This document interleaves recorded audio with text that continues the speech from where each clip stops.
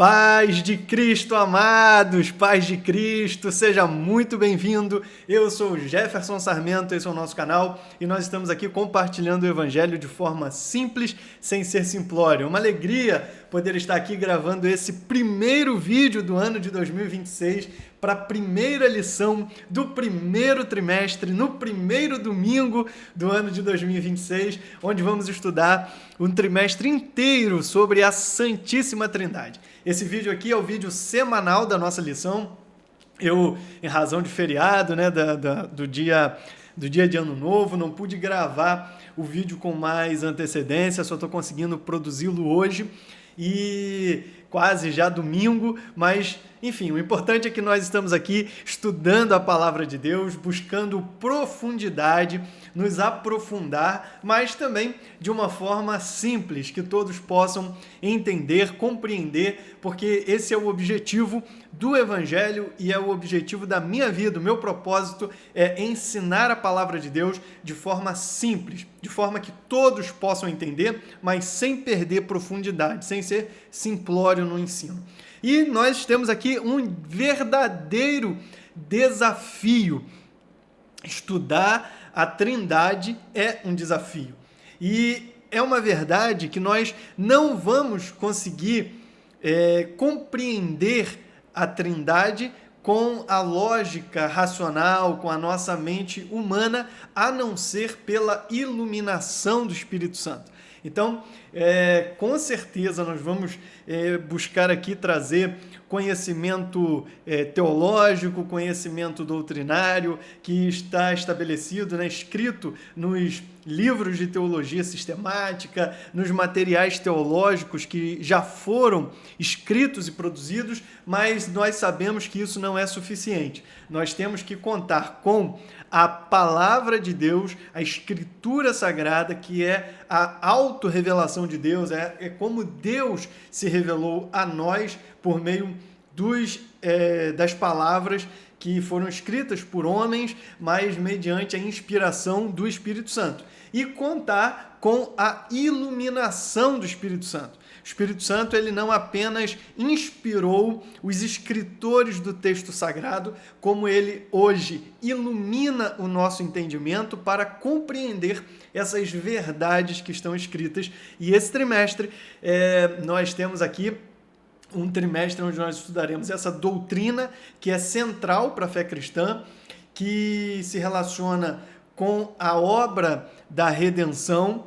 Cada pessoa da Trindade tem um papel, uma função na obra da redenção e, além disso, também tem a comunhão, o relacionamento com Deus, a nossa adoração, a oração, tudo isso envolve a Trindade. Então, é um conhecimento doutrinário, elementar, fundamental para a fé cristã, mas é também um conhecimento prático em relação àquilo que nós vivemos de cristianismo na prática. Seja muito bem-vindo, agradeço por você estar aqui nos assistindo. Se você ainda não é inscrito no canal, eu peço para você se inscrever. Se você já é, eu agradeço que você já se inscreveu e convido você a deixar o seu like e também a compartilhar esse vídeo com outras pessoas, especialmente outros professores de escola dominical, superintendentes, outros alunos, porque o objetivo nosso aqui é trazer aprofundamento, não é substituir a escola dominical. Domingo você estará em classe estudando a palavra de Deus. Estará estudando a lição da escola dominical na sua classe. Aqui nós estamos trazendo uma pré-aula, um aprofundamento para você estudar e chegar no domingo com mais conhecimento e com mais compreensão acerca da lição. Muito bem, vamos lá. Lição de número 1 será estudada no dia 4 de janeiro de 2026, ou seja, próximo domingo, e o tema da lição é o mistério da Santíssima Trindade.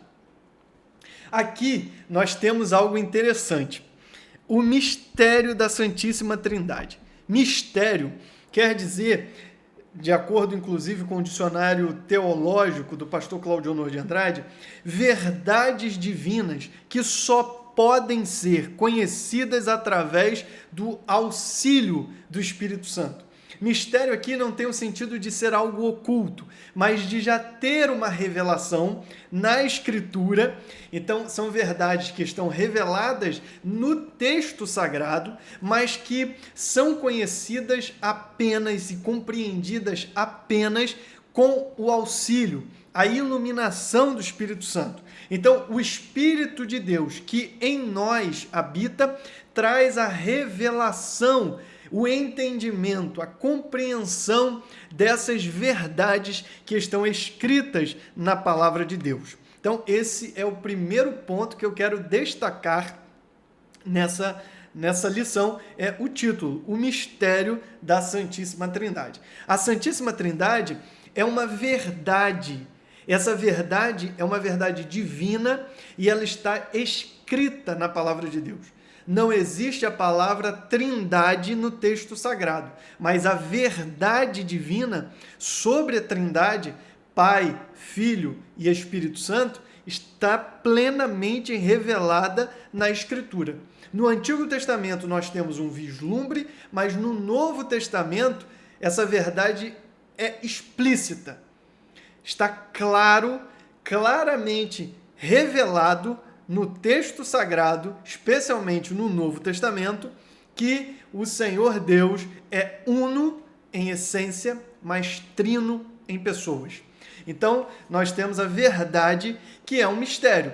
E é um mistério por quê? Porque é uma verdade divina que a nossa lógica humana não consegue compreender, a não ser com a atuação, o auxílio do Espírito Santo. Com o auxílio do Espírito Santo, nós compreendemos essa verdade e extraímos a doutrina da Trindade. Olha a verdade prática aí, a doutrina da Trindade. A doutrina da Trindade se refere ao ensino, à instrução. Mais do que isso, doutrina aqui tem o sentido de exposição sistemática do ensino, exposição lógica da verdade. Então, a verdade divina sobre a Trindade está no texto sagrado. Nós extraímos do texto sagrado o ensino, a doutrina, e nós a sistematizamos de forma que pode ser compreendida. É lógico que para isso nós contamos com o auxílio do Espírito Santo. Então, aqui, quando fala de doutrina, é uma exposição clara, lógica, organizada daquilo que nós ensinamos a partir das verdades que estão na Bíblia e tem o objetivo de aperfeiçoar a nossa vida espiritual, a nossa vida cristã, tá certo? Geralmente, essas doutrinas são expostas por meio de credos ou declarações de fé ou confissões. Por exemplo, nós, da Assembleia de Deus, temos a nossa declaração de fé, que foi aprovada no ano de 2017 no âmbito da Assembleia de Deus no Brasil, na CGADB, Convenção Geral das Assembleias de Deus no Brasil, e ali existe uma exposição de tudo aquilo que nós cremos, de tudo que nós compreendemos acerca da nossa fé cristã. Então, isso se chama também de doutrina. É aquilo que nós ensinamos, cremos e ensinamos.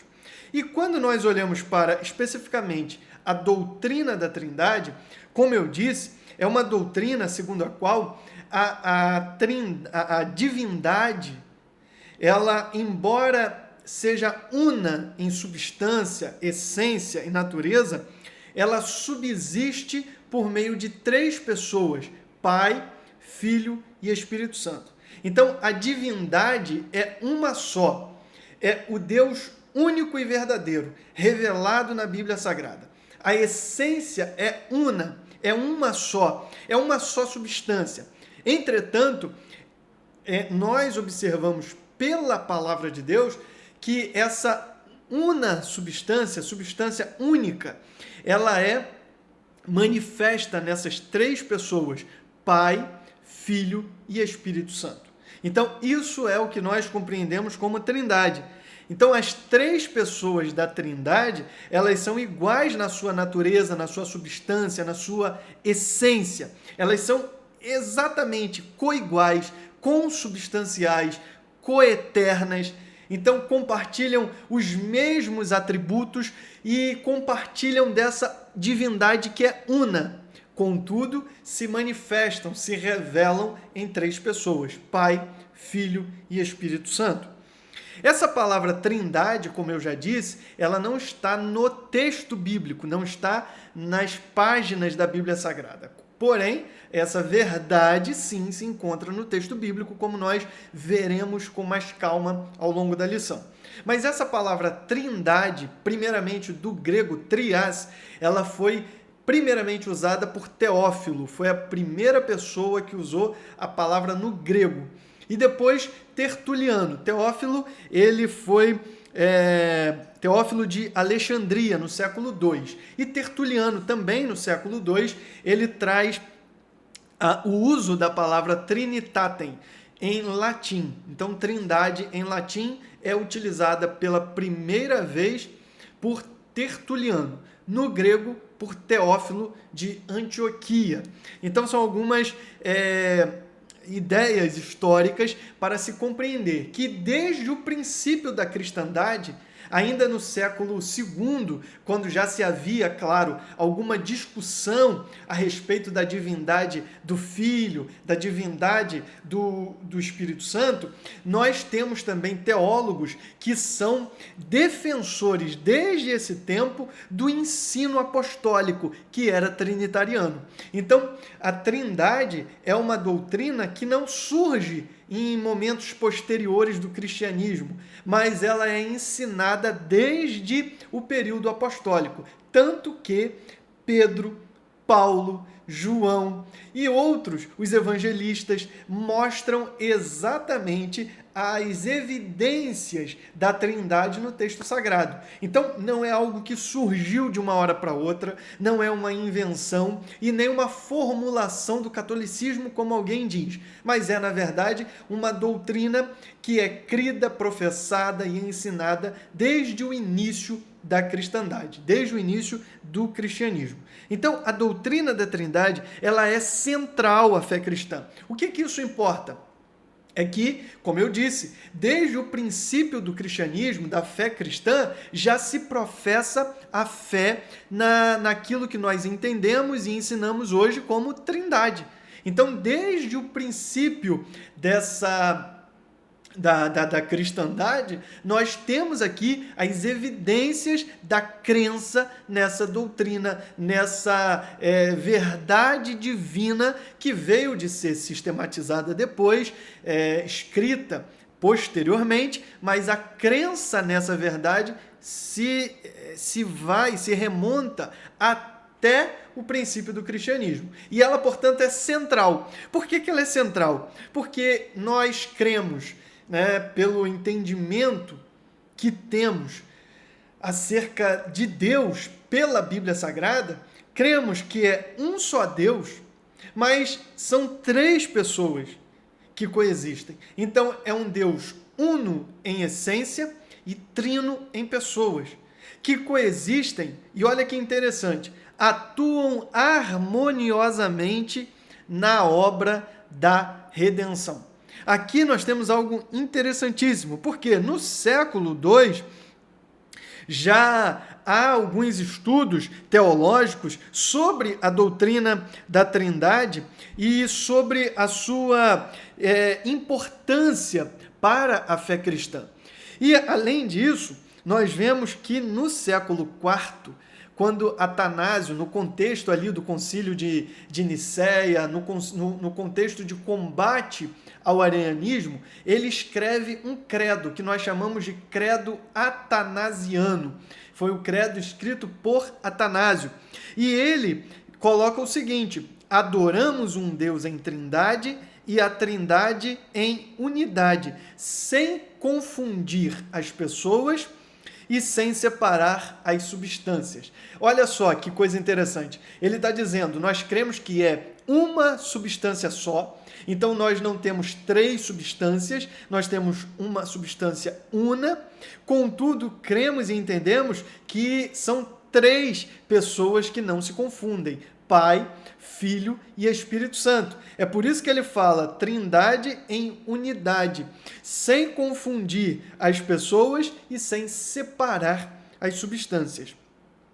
E isso também nos leva à última parte aqui da verdade prática, onde ele diz assim: atuam harmoniosamente na obra da redenção. O que é isso?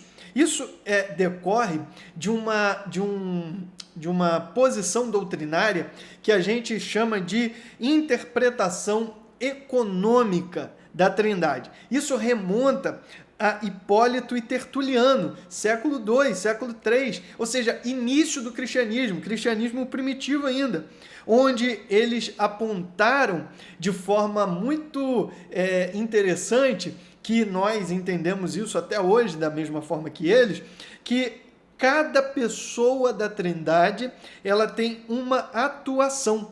Ela leva em conta a função de cada pessoa da Trindade sendo exercida no contexto da história da salvação. Isso é a interpretação econômica da Trindade.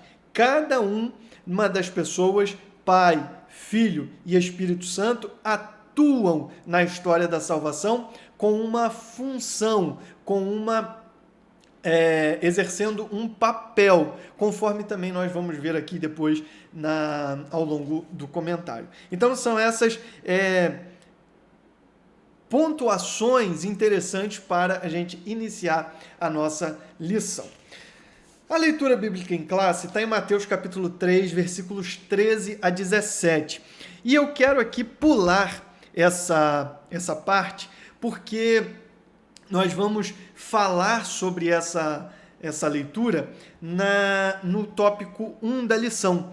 Então, nós vamos direto para o tópico 1 e nesse tópico, então, nós faremos o comentário da leitura bíblica em classe, tá certo? Nós temos aqui, então, portanto, no tópico 1, a revelação trinitária no batismo de Jesus. E é interessante porque aqui existe uma revelação simultânea. Pai, Filho e Espírito Santo. Ou seja, eles se manifestam de forma simultânea nesse episódio do batismo de Jesus. O que lança por terra a ideia da teoria, a teoria defendida pelo unicismo, também chamada de modalismo, de que existe apenas uma pessoa que uma hora se manifesta como Pai, outra hora se manifesta como Filho e outra hora se manifesta como Espírito Santo. Então, o unicismo, que também é chamado de modalismo, e mais antigamente, aqui nos séculos iniciais aqui do cristianismo, foi defendido por Sabélio e é chamado de sabelianismo, dizia o seguinte: existe um só Deus, uma só substância e uma só pessoa. E em cada momento, essa uma pessoa se revela ou como Pai, ou como Filho, ou como Espírito Santo. No Antigo Testamento era o Pai. Nos Evangelhos, na obra da redenção, o Filho. E agora, na era da Igreja, se revela como Espírito Santo. Mas aqui, em Mateus capítulo 3, no batismo, Lucas também, capítulo 3, no batismo de Jesus, existe claramente a manifestação simultânea das três pessoas da Trindade. O que nos dá, portanto, uma base bastante sólida para defender essa doutrina, para compreender essa doutrina e extrair a doutrina dessa verdade bíblica, de que Deus é uno em essência, mas trino em pessoas. Além disso, nós podemos observar aqui, primeiramente, o batismo do Filho, a obediência de Cristo. Veja, aqui nós podemos extrair, o comentarista coloca aqui no comentário, dizendo o seguinte: ele se submeteu a essa tradição judaica associando-se à condição dos pecadores que veio salvar. Primeiro, é interessante observar que é uma tradição judaica, o batismo, ele realmente é uma tradição judaica, mas acontece algo muito diferente aqui com João. Porque a tradição judaica era batizar os gentios que se convertiam ao judaísmo. Então, os gentios que queriam se aproximar do judaísmo, eles eram batizados pelos judeus. Só que João, depois de 400 anos de silêncio profético, depois de todo aquele período em que a esperança messiânica cresceu, e cresceu muito, né, no pós-cativeiro, João, de repente, aparece junto ao Rio Jordão, batizando judeus, chamando-os ao arrependimento. E judeus se submetendo ao batismo de arrependimento. Olha que coisa interessantíssima, diferente, extraordinária. Então, na plenitude dos tempos, houve uma mudança de paradigmas, uma quebra de paradigmas dentro desse contexto judaico.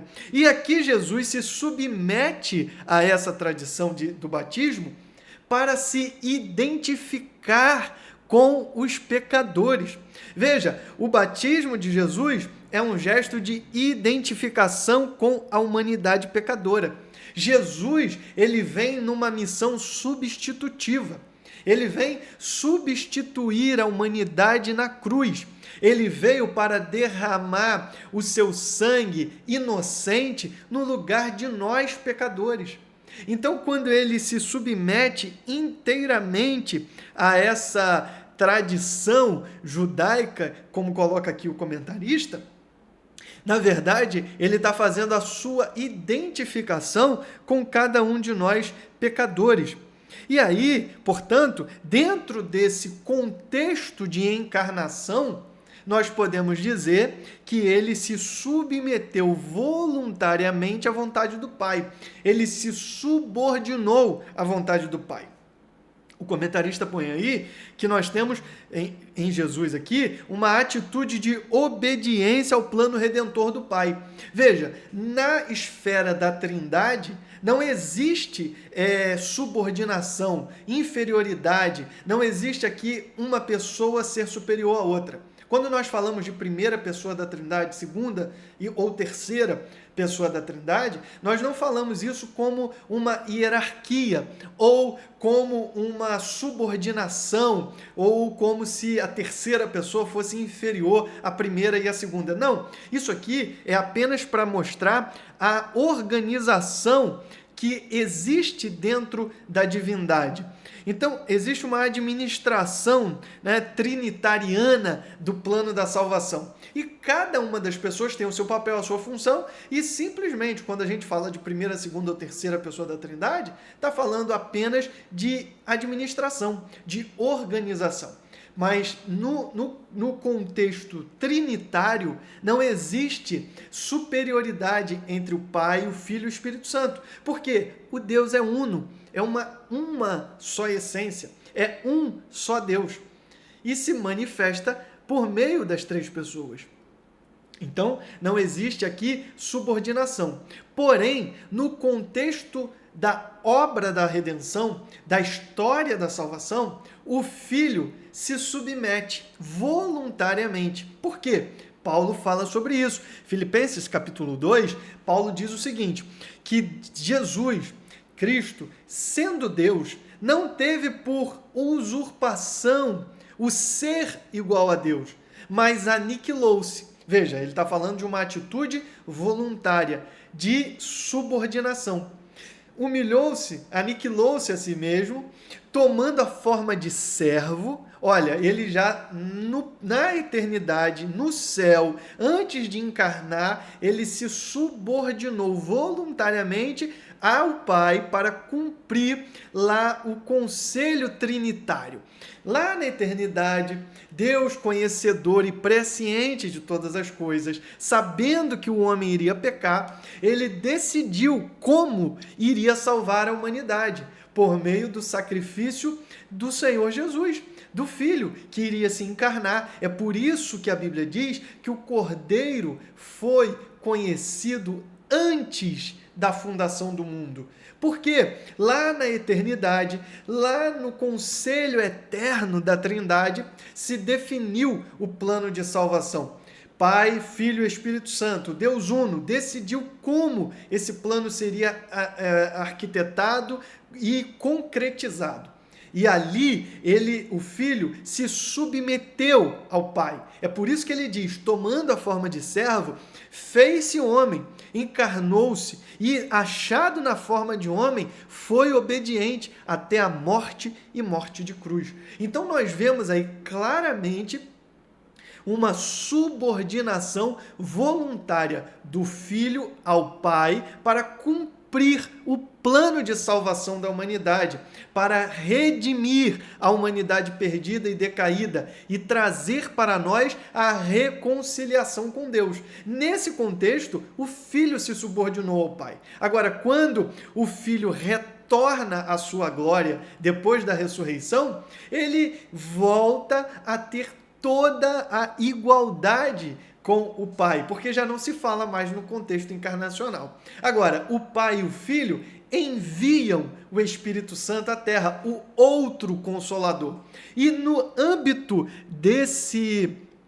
dessa função, o outro Consolador, que é o Espírito, que é a terceira pessoa da Trindade, se submete voluntariamente para cumprir a vontade do Pai e do Filho nesse contexto da obra da salvação, para santificar, para convencer o homem do pecado, da justiça e do juízo, para santificar aquele que se arrepende e se entrega a Cristo, para unir o crente no corpo de Cristo e futuramente na glorificação. Então, nós temos aqui, portanto, essa subordinação voluntária. Na declaração de fé da Assembleia de Deus, isso está muito bem expresso. Então, nós temos aqui, portanto, que quando Jesus diz, deixa por agora, porque assim nos convém cumprir toda a justiça, ele está se identificando com a humanidade. Em Mateus 5,17, Jesus diz que veio para cumprir toda a lei. Então, ele se submete à vontade do Pai, ele se submete inteiramente à lei cerimonial, à lei mosaica, cumprindo-a integralmente para que a justiça de Cristo nos seja imputada por meio da fé. Quando nós cremos no Senhor Jesus, essa justiça de Cristo, por ter cumprido perfeitamente a lei, nos é imputada como um favor pela graça. Então, é por isso que ele se identifica com nós. Agora, se identifica conosco, né? Melhor dizendo, me perdoe aqui o erro. Mas tem algo aqui ainda interessante. Quando o Senhor Jesus se manifesta aqui no batismo, nós vemos exatamente o início visível da missão messiânica do nosso Senhor. Veja, a missão messiânica começou na eternidade. Lá no eterno conselho da Trindade começou a missão messiânica. Ela foi anunciada ao longo de todo o Antigo Testamento, seja pelo próprio Deus, quando em Gênesis 3,15 nós encontramos lá o chamado proto-evangelho, um anúncio daquilo que seria depois cada vez mais prenunciado, profetizado, mas nós ali já encontramos uma clara missão messiânica identificada ali em Gênesis 3,15. Depois, ao longo de todo o Antigo Testamento, nós vemos a missão messiânica apontada, anunciada. No nascimento de Jesus, na concepção virginal, miraculosa, sem pecados, por obra e graça do Espírito Santo, nós vemos ali também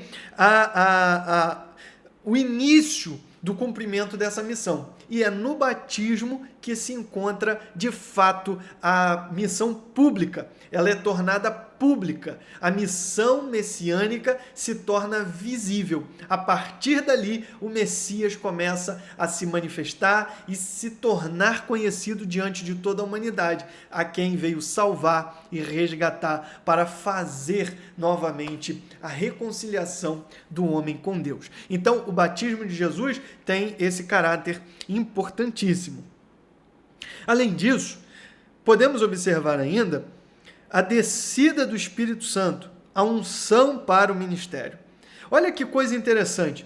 Quando Jesus sai das águas, os céus se abrem. Mas Lucas traz um detalhe que Mateus não traz, que diz o seguinte, Lucas, capítulo 3, versículo 21 e o versículo 22, falam expressamente sobre o batismo de Jesus. É um texto correlato a Mateus capítulo 3, mas ele tem um detalhe aqui que Mateus não traz. Em Lucas 3 diz assim, 21, e aconteceu que como todo o povo se batizava, sendo batizado também Jesus, orando ele, o céu se abriu. Então Jesus obedece à vontade do Pai e se submete ao batismo, se identificando com a humanidade. E Jesus ora. E quando Jesus, obedecendo à vontade do Pai e orando, o céu se abre e o Espírito Santo desce. Veja que coisa interessante. Quando nós nos colocamos em obediência diante do Senhor e também quando nós oramos a Deus, nós podemos ter certeza que o céu vai abrir e o Espírito Santo vai descer. Isso aconteceu com Jesus como um modelo, porque quando a igreja primitiva, na verdade, quando os discípulos estão reunidos no cenáculo, eles estão exatamente reunidos orando. E enquanto eles oram, o céu se abre, um vento veemente e impetuoso sopra, línguas repartidas como que de fogo são vistas sobre eles, e o Espírito Santo desce. Veja, orou, céu abriu, o Espírito desceu. E o Espírito vem sobre Jesus, assim como depois sobre os discípulos, para capacitar para a missão. A unção aqui, a descida do Espírito Santo aqui, é a unção pública, a consagração de Jesus para o ministério. É de fato a capacitação de Jesus para cumprir tudo aquilo que foi determinado pelo Pai. E é exatamente depois o que acontece com os discípulos. Para que fossem as testemunhas de Jesus, eles foram capacitados pelo Espírito Santo. E é exatamente o que acontece hoje com cada um de nós, com os crentes da atualidade. Quando nós oramos, o céu se abre, o Espírito desce e o Espírito traz a unção que nos capacita para ser testemunhas de Jesus e dizer diante de todos que Jesus salva, cura, batiza no Espírito Santo e em breve voltará. Então, aqui nós temos que a descida do Espírito Santo, ela é a unção para o ministério do Senhor Jesus. Veja que interessante. Então, quando Jesus obedece à vontade do Pai e se põe a orar, o céu se abre. Podemos esperar céus abertos quando nós nos colocamos em obediência diante de Deus e quando nós oramos ao Senhor. Deus vai abrir os céus, Deus vai mandar o Espírito Santo para nos capacitar. Outra coisa que nós podemos aprender aqui de forma prática é que para toda ministração, para todo ministério é preciso a unção. Não tem como ter um ministério, desenvolver um ministério, operar a chamada de Deus sobre a sua vida, se não tiver a unção do Espírito Santo. Antes de qualquer coisa, antes de você se colocar no cumprimento da sua chamada, se ponha em obediência a Deus e se ponha em oração, para que o Espírito Santo de Deus venha te encher, venha te capacitar e te empoderar para ser a testemunha de Jesus nesse tempo presente. Desenvolvendo o seu ministério na unção do Espírito Santo é a certeza de sucesso e aprovação. Não sucesso humano, mas sucesso diante de Deus. Então, antes de se pôr na obra do ministério, se ponha em obediência a Deus e em oração para receber a capacitação do Espírito Santo. Veja também aqui que nós podemos ainda aprender que quando o Espírito Santo desce sobre Jesus, nessa manifestação visível, não é que ele foi adotado como Messias, mas apenas revelada a sua messianidade diante de todos. Por quê? Porque ele já veio com essa missão e ele já era ungido desde o ventre. Lucas capítulo 1, versículo 32 e o 35 nos dizem da seguinte forma. Lucas 1, 32. Este será grande e será chamado Filho do Altíssimo. E o Senhor Deus lhe dará o trono de Davi, seu pai.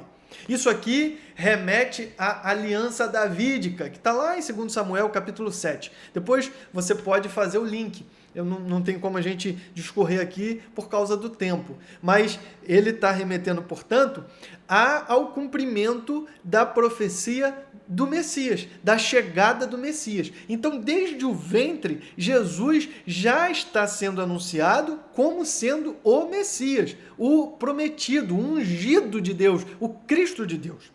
No versículo 35 diz assim: respondeu o anjo e disse-lhe: descerá sobre ti o Espírito Santo, e a virtude do Altíssimo te cobrirá com a sua sombra, pelo que também o santo que de ti há de nascer será chamado Filho de Deus. Então aqui, desde o princípio, nós já vemos que ele é, de fato, o Messias. O batismo, quando o Espírito Santo desce no batismo, simplesmente trouxe uma manifestação visível, uma manifestação pública de que aquele, de fato, era o Messias. Olha o que João escreve, capítulo 1, versículo 32 e o versículo 33. E João testificou dizendo: eu vi o Espírito descer do céu como uma pomba e repousar sobre ele. E eu não o conhecia, mas o que me mandou a batizar com água, esse me disse: sobre aquele que vires descer o Espírito e sobre ele repousar, esse é o que batiza com o Espírito Santo. Então aqui, na verdade, a descida do Espírito Santo sobre Jesus, além de o capacitar para o ministério, também revela publicamente, de modo que João dá testemunho público de que Jesus, de fato, é o Messias. E aqui lança por terra uma teoria herética, uma heresia que surgiu há muito tempo na igreja, que falava que Jesus foi adotado no batismo, que Jesus seria um homem comum, mas seria como ele foi o mais virtuoso dos homens, quando ele se batizou, ele foi adotado como Messias. Agora, quando nós vemos esse texto, nós temos claramente que não se trata de uma adoção, mas sim de uma revelação pública, uma manifestação pública. Por quê? Desde o princípio, ele já tinha a sua missão messiânica muito bem e muito claramente estabelecida, tá certo? Ele é o ungido de Deus.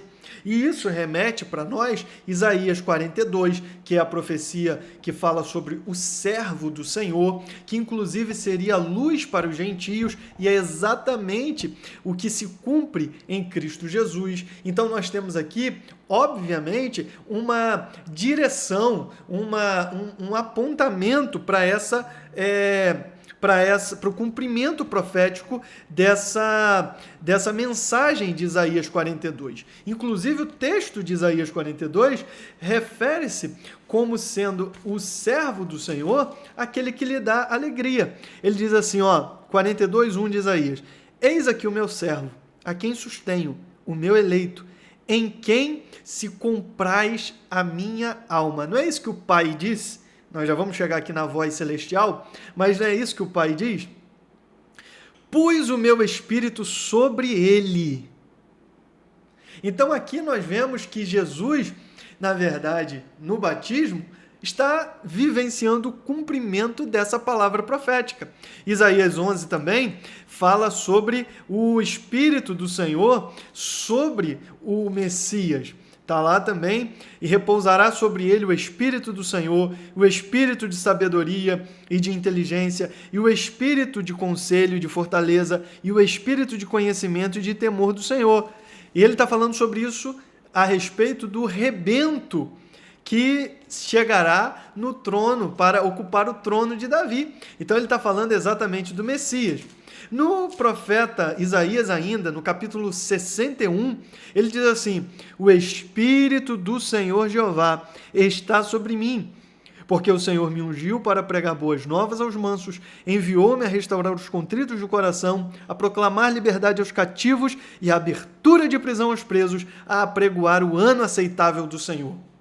Jesus lê até aqui, lá na sinagoga de Nazaré, Lucas capítulo 4. E ele, lendo até aqui, fecha o livro e diz: se cumpriu essa profecia, se referindo a ele. Então, ele é ungido, o Espírito Santo desce sobre ele para revelar que ele é o ungido de Deus. O ungido quer dizer Cristo no grego ou Messias no hebraico. Então, a messianidade de Jesus é desde o seu nascimento, porque ela já havia sido profetizada.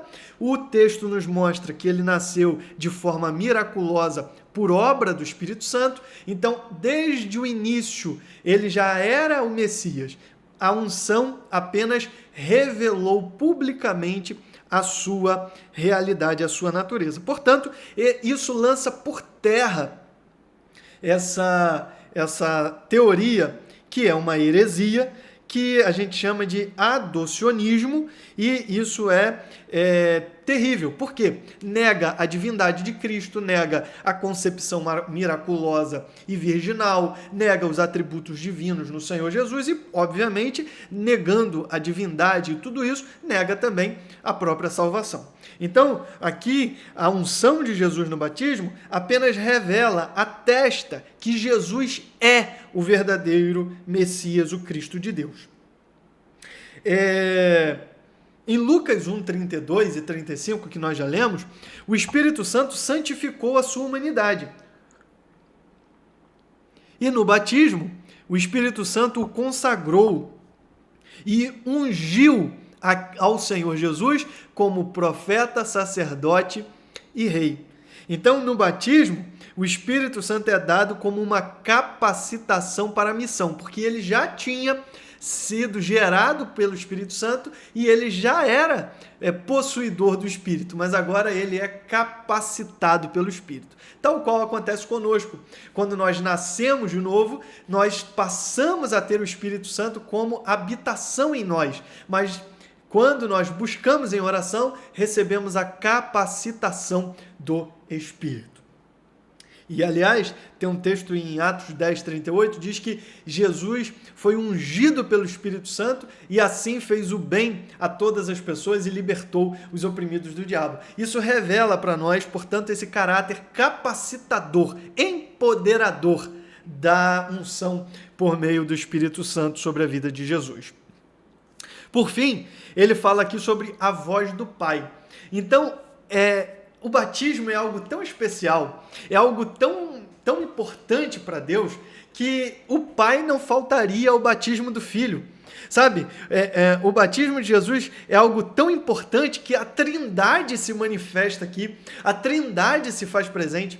E veja, quando nós batizamos hoje em nome do Pai, do Filho e do Espírito Santo. Então, quando nós batizamos, nós estamos mais do que fazendo ali um ritual para cumprir uma ordem, também, mas é uma memória. Nós estamos trazendo a memória que a Trindade participa da salvação.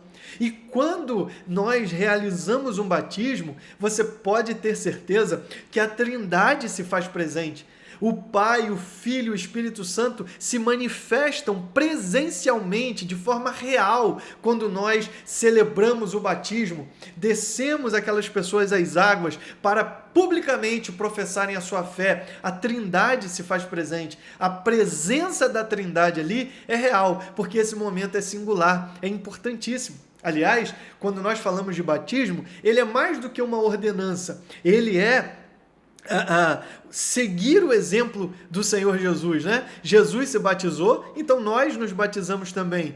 Mas quando nós nos batizamos, nós nos identificamos com a humanidade de Jesus, nós mostramos também obediência à sua ordenança e professamos publicamente para o mundo que morremos para o mundo e que vivemos para Deus.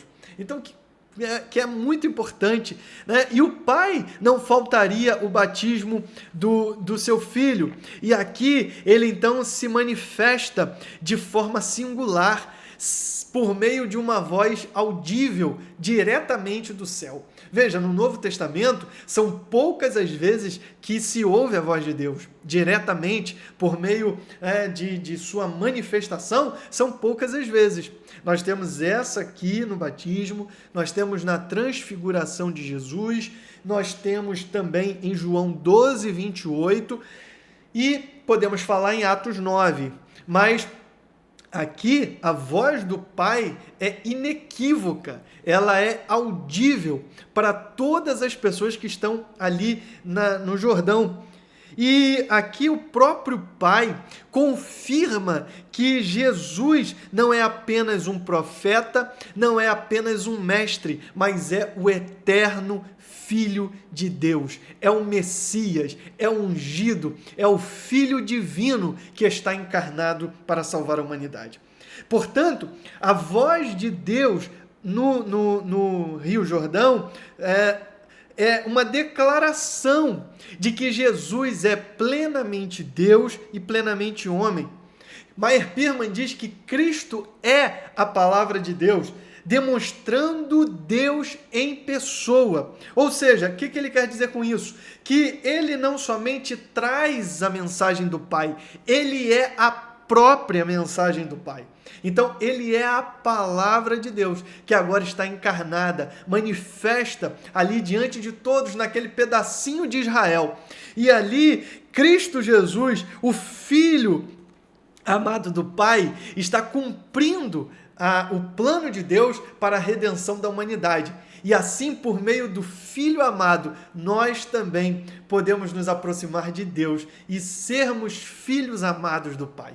João, capítulo 1, versículo 12, diz que a todos quantos o receberam, deu-lhes o poder de serem feitos filhos de Deus, a saber, os que creem no seu nome.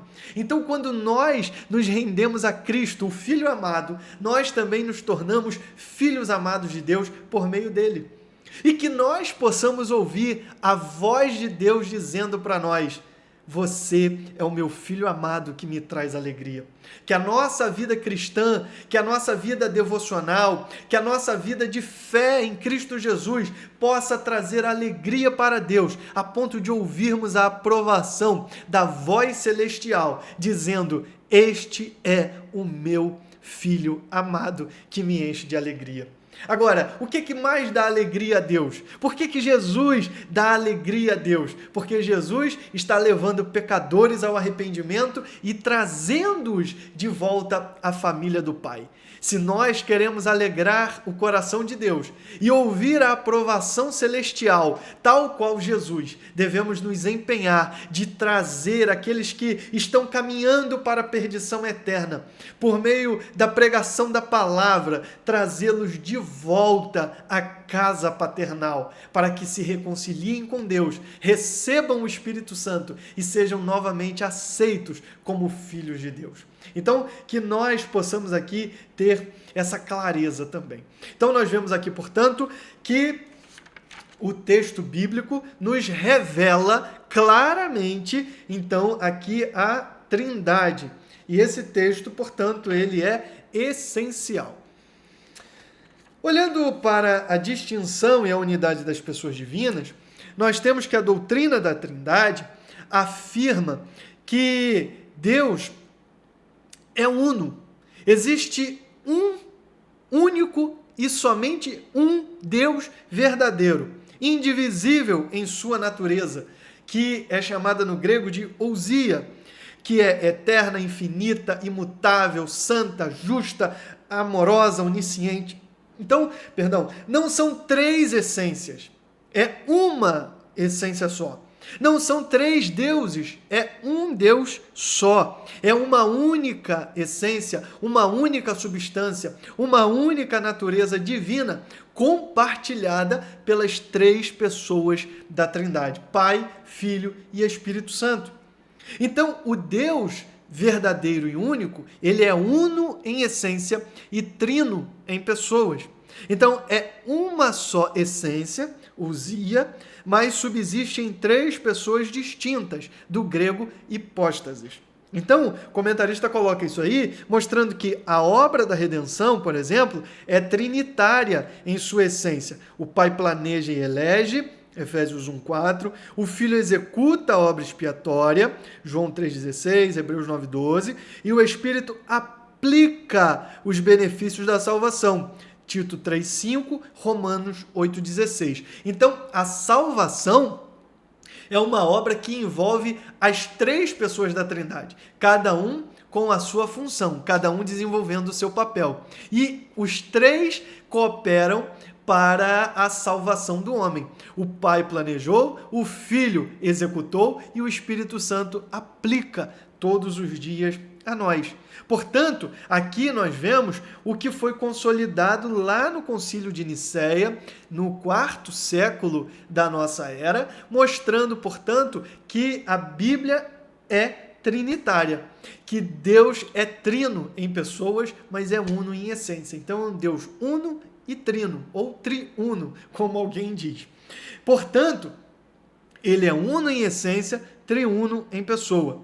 O Deus bíblico não é uma unidade absoluta, monolítica ou impessoal, mas uma unidade composta e dinâmica, eternamente subsistente em três pessoas distintas, Pai, Filho e Espírito Santo. Isso está no Antigo Testamento? Sim, mas no Antigo Testamento há vislumbres, há textos que mostram isso de forma ainda não plena, implícita. Então nós temos aqui, por exemplo, no princípio criou Deus. Criou está no singular, Deus está no plural, mostrando uma pluralidade de pessoas dentro de uma essência divina. Então, Bereshit bara Elohim. Então nós temos lá isso no hebraico.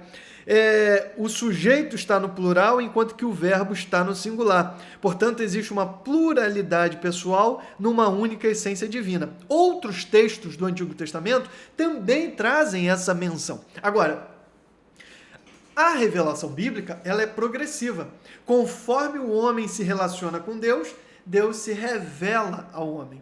No Antigo Testamento existem vislumbres, mas no Novo Testamento, depois da obra redentora de Cristo e da iluminação do Espírito Santo, isso se torna explícito, se torna expresso, está claramente revelado no texto sagrado. Então aqui nós vemos, por exemplo, alguns textos importantes do Novo Testamento que tratam da verdade divina sobre a Trindade. E quais textos são esses? Mateus 28, 19 e 20, para começar. Aqui nós temos o mandato educacional e a ordenança do batismo em nome da Trindade. O batismo em nome do Senhor significa que é o batismo realizado na autoridade ou na comissão dada pelo Senhor Jesus.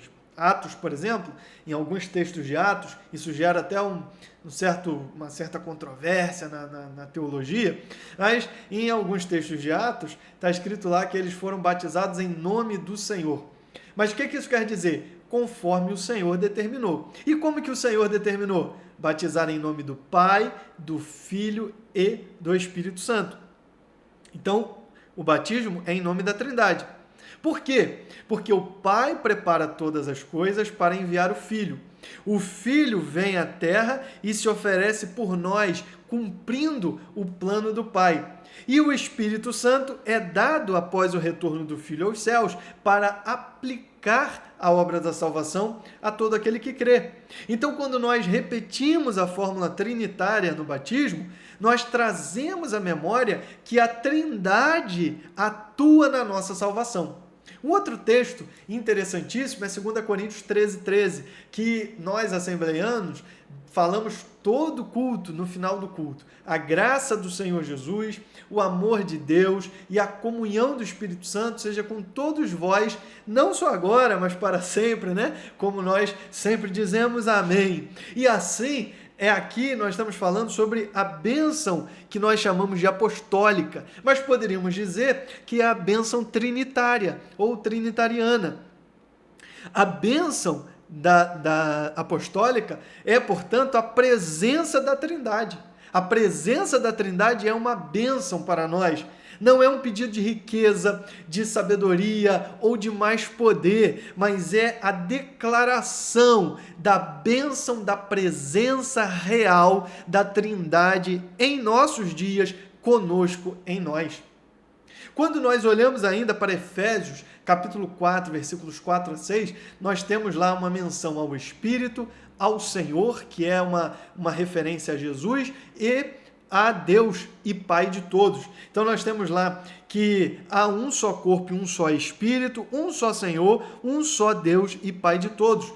Paulo está ensinando a unidade para a igreja. Está dizendo para a igreja que a igreja deve andar em unidade.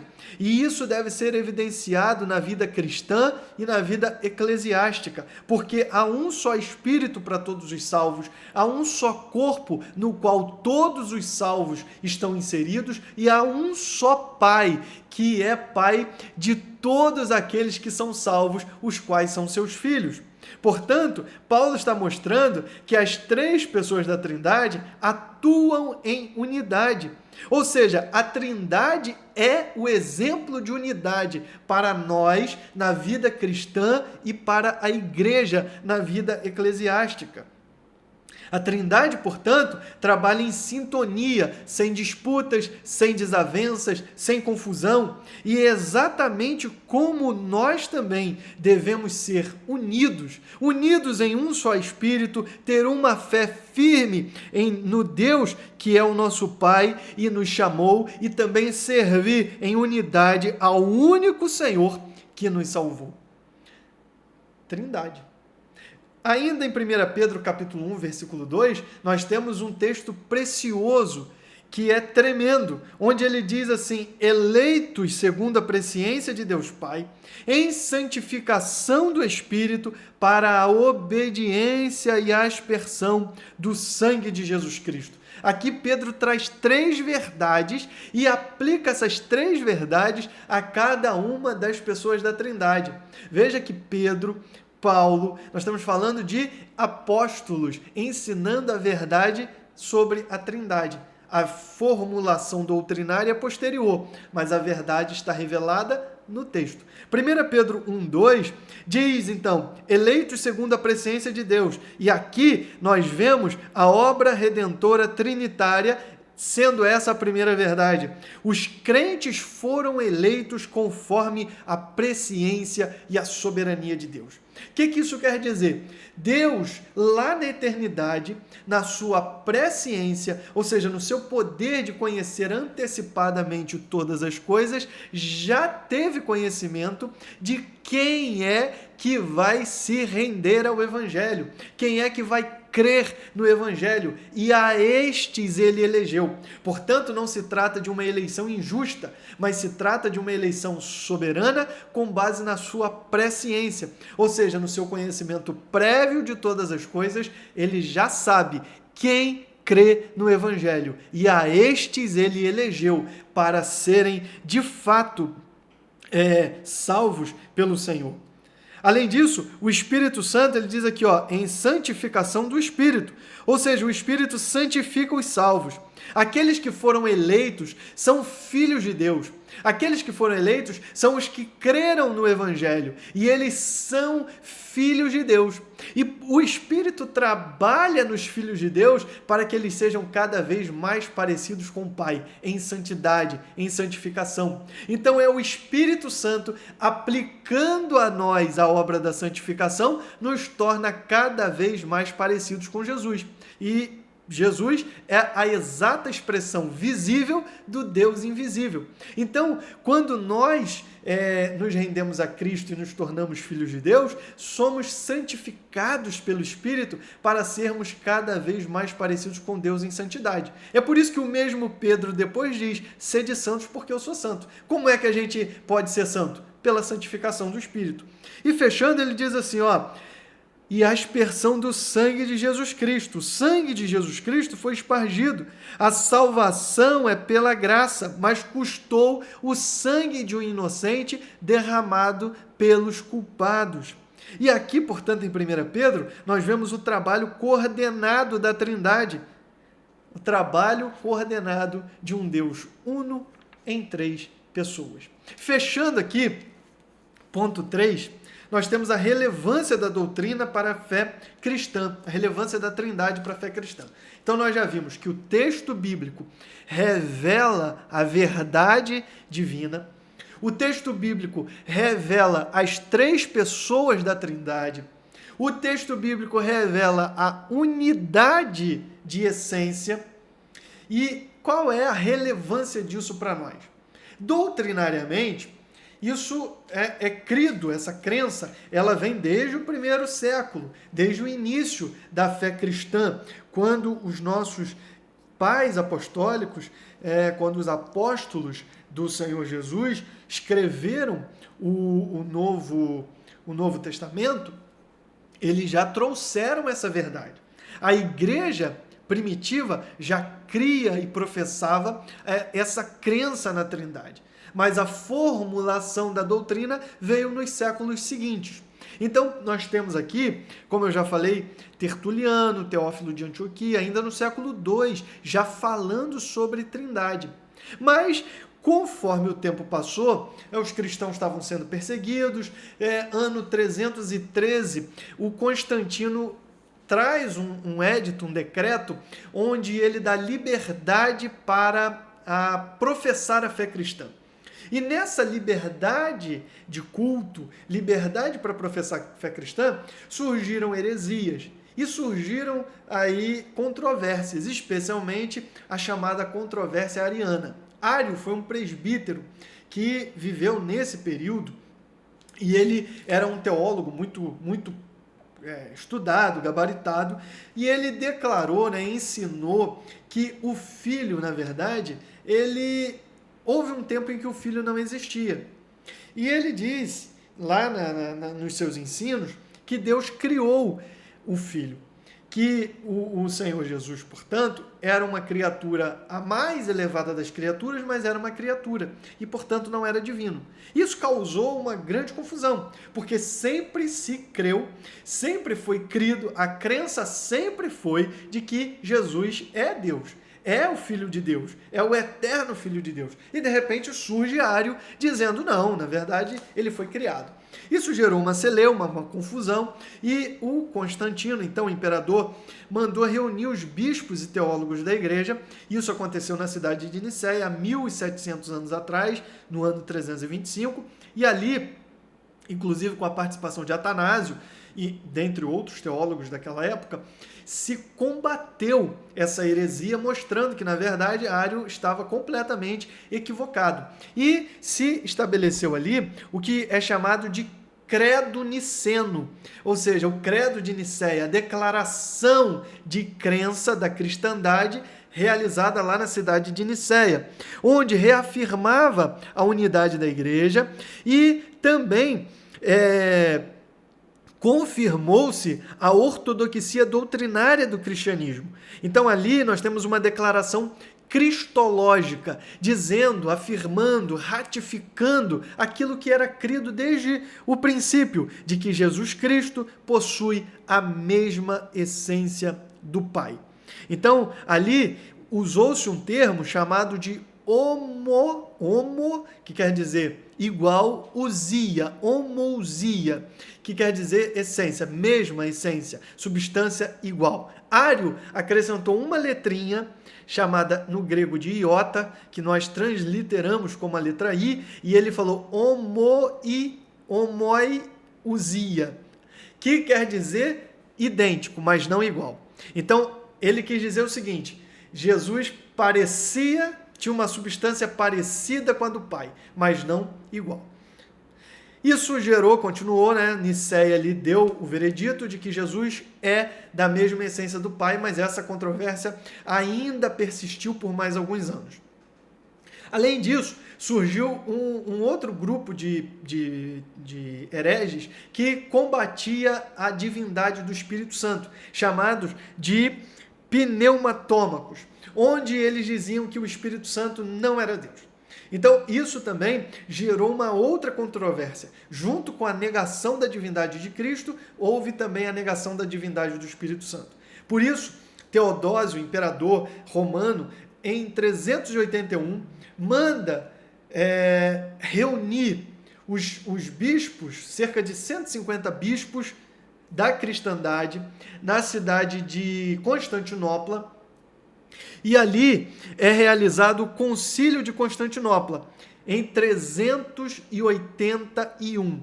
E ali se declarou ou se ratificou o credo niceno, ou seja, se confirmou a divindade de Cristo e também ampliou-se, no caso, em relação ao Espírito Santo, confirmando a divindade do Espírito Santo. Então ali nós temos, portanto, um realce, uma ênfase à pessoa do Espírito Santo como parte da Trindade. Então nós temos esse credo chamado de credo niceno-constantinopolitano. Se você pegar a declaração de fé da Assembleia de Deus, tem lá no finalzinho o credo niceno, o credo niceno-constantinopolitano, que é de 381, o credo de Calcedônia e o credo de Éfeso. E também o credo de Atanásio. Então nós temos aqui esse desenvolvimento da doutrina da Trindade. Além disso, Agostinho escreveu um tratado sobre a Trindade, sistematizando a doutrina.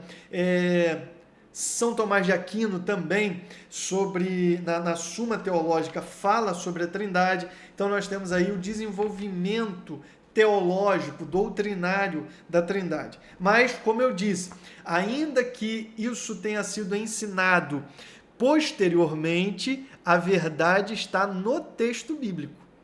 Isso foi sistematizado depois, mas a verdade está extraída do texto bíblico.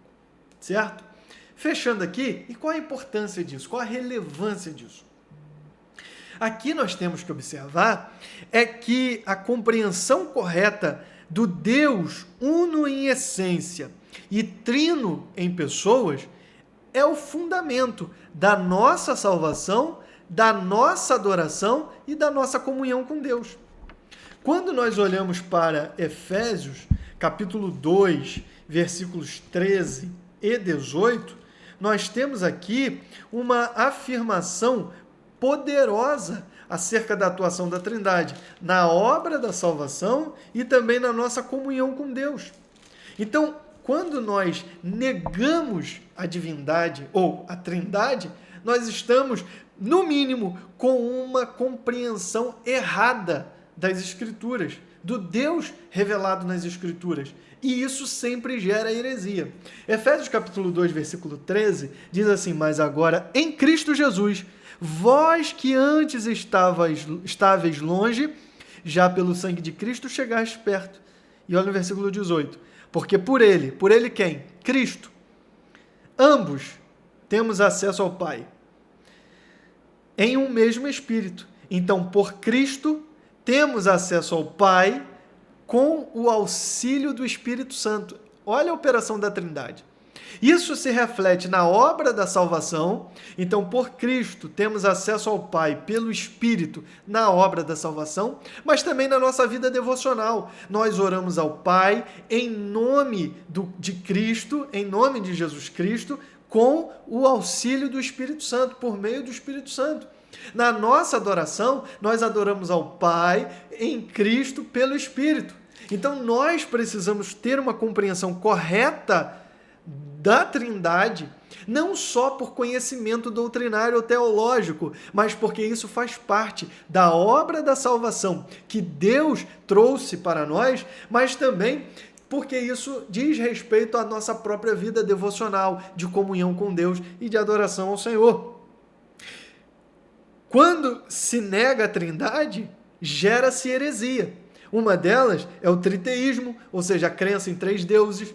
E isso chega perto, por exemplo, lá dos Mormons. Os Mormons, eles acreditam em substâncias diferentes, então são 3 deuses diferentes.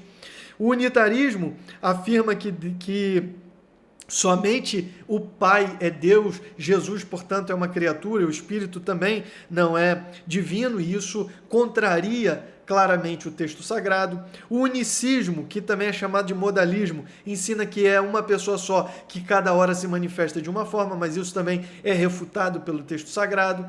Então, também temos aqui outras heresias, mas nós cremos na palavra, e a palavra mostra claramente o Deus uno em essência e trino em pessoas. Portanto, compreender a Trindade é fundamental para manter a fidelidade doutrinária. E mais do que isso, a doutrina da Trindade deve ser confessada, celebrada e ensinada como um fundamento inegociável da fé cristã. Nós temos que defender e ensinar a doutrina da Trindade. É fácil? Provavelmente não, mas nós temos a ajuda do Espírito Santo que está conosco e nos ajuda a compreender e a ensinar. E nós devemos fazer isso porque nós devemos adorar ao Deus triuno, ao Deus uno em essência e triuno em pessoa. Então, quando nós adoramos ao Senhor, inclusive nos cultos públicos, nós devemos adorar, celebrar a Trindade. O hino de número 185 da harpa cristã, entre outros hinos, ele traz a adoração ao Pai, ao Filho e ao Espírito Santo e à Trindade, entre outros. Então, outros hinos, né, que fazem da mesma forma. Nós devemos cultivar essa adoração ao Deus em Trindade, porque Ele é o Deus trino, e adorar a Ele na sua plenitude. Então, o que eu quero dizer aqui para fechar, quero agradecer você por estar aqui, te pedir mais uma vez para você dar o seu like, compartilhar o vídeo, se inscrever no canal. E dizer que a Trindade se manifeste presencialmente sobre a sua vida. Vou declarar aqui, 2 Coríntios 13:13, que a graça do Senhor Jesus, o amor de Deus e a comunhão do Espírito Santo seja com você, com a sua casa, com a sua família, com a sua vida em todos os dias, até a volta do Senhor.